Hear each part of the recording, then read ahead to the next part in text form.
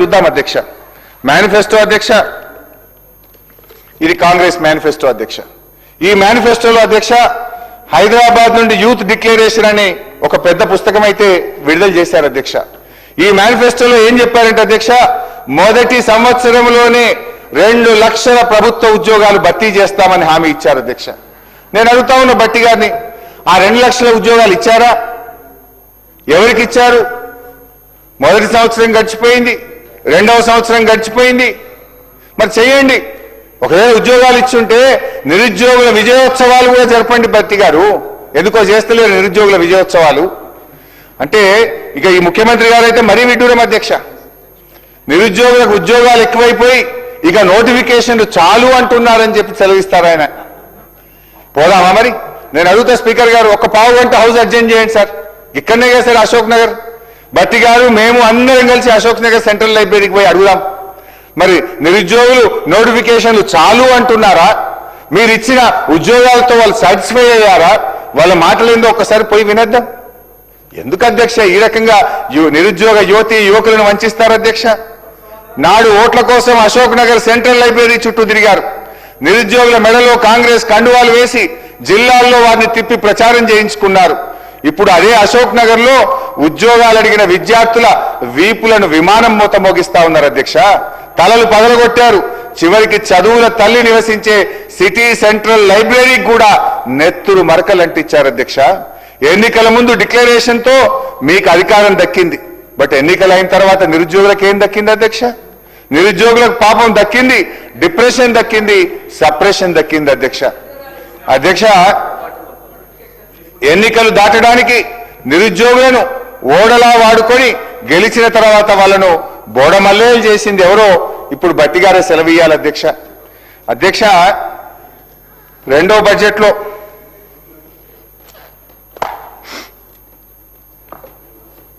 25-26 అధ్యక్ష, 2వ బడ్జెట్లో ఒక మంచి కవిత చదివారు అధ్యక్ష. భట్టి గారు మా మీద చదివారు, 29వ పేజీ అధ్యక్ష. మా మీద ఏమని చదివారంటే అధ్యక్ష, శ్రీశ్రీ గారి కవిత మా మీద ప్రయోగించారు భట్టి గారు. కూటి కోసం కూలి కోసం పట్టణంలో బ్రతుకుదామని తల్లి మాటలు చెవిన పెట్టక బయలుదేరిన బాటసారికి ఎంత కష్టం ఎంత కష్టమని మా మీద చదివారు అధ్యక్ష భట్టి గారు. కానీ నిజంగా శ్రీశ్రీ గారు బతుకుంటే మీరు చేసిన మోసానికి ఇట్లా రాసుండేవారేమో అధ్యక్ష. రాహుల్ గాంధీ మాటలు నమ్మి, ప్రియాంక గాంధీ భాష నమ్మి కాంగ్రెసు కోటేసిన నిరుద్యోగికి ఎంత కష్టం ఎంత కష్టం. ముఖ్యమంత్రి ఢిల్లీ బాయే, జాబులేమో రాకపాయే, కడుపు మండి ర్యాలీ తీస్తే లాఠీ చార్జీ చేసుడాయే, తలలు పగిలి నెత్తురాయే, అశోక్ నగరే చిత్తడాయే, కాంగ్రెసు కోటేసిన నిరుద్యోగికి ఎంత కష్టం ఎంత కష్టం. భట్టి గారు, సరే ఇప్పుడు నేను ఇప్పుడే ఒక మాట అన్నాను అధ్యక్ష.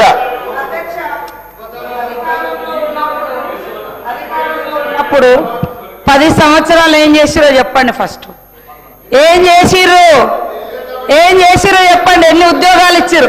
తెలంగాణ ఉద్యమం 10 ఏళ్ళు జరిగింది. 10 ఏళ్ళ ఉద్యమం అంతా ఉద్యోగాల కోసమే. మరి మీరు అధికారంలోకి వచ్చి 10 ఏళ్లలో ఎన్ని ఉద్యోగాలు ఇచ్చిర్రు అధ్యక్ష?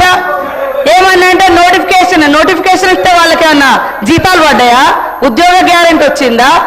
ఇవాళ ఉద్యోగాలు ఇచ్చింది మేము, నోటిఫికేషన్ ఇచ్చినాం. నోటిఫికేషన్ ఇస్తే వాళ్ళ ఇంట్లోకైనా జీతాలు వచ్చినాయా? ఏమైనా ఆర్డర్ ఇచ్చిర్రా?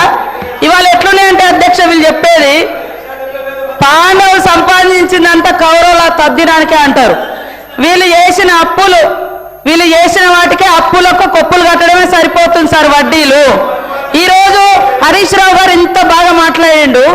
మరి ఇన్ని వేల కోట్లు రైతులకు అప్పు ఎక్కడైంది? ఏ కాలంలో అయింది?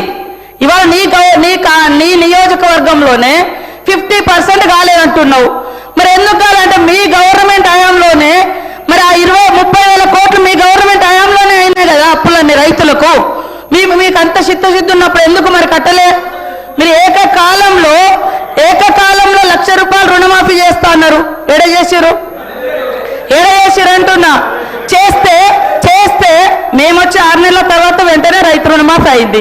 6 నెలల్లో చేసుకున్న అప్పు కాదు కదా రైతులది. ఇవాళ యాసలు ప్రాసలు ఇప్పుడు బాగా మాట్లాడుతున్నారు సార్.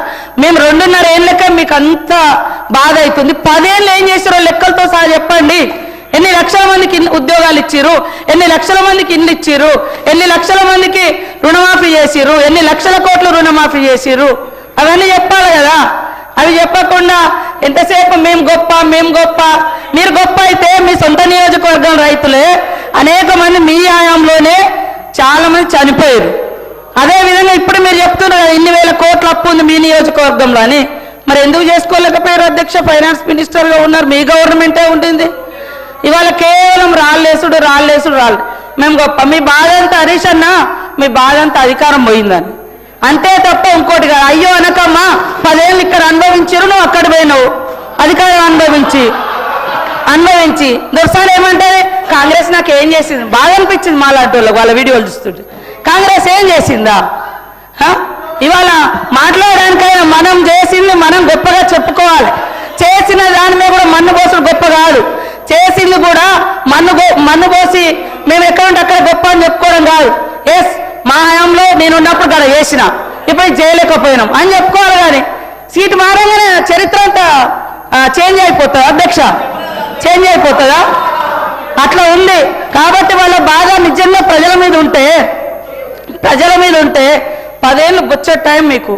మరి ఇవన్నీ మీరు చేసి ఉంటే మేము ఇవ్వాల్సిన పేదరికం ఇంతెందుకు, మేము ఇవన్నీ చేస్తామని ఎందుకు ఒప్పుకునే వాళ్ళం?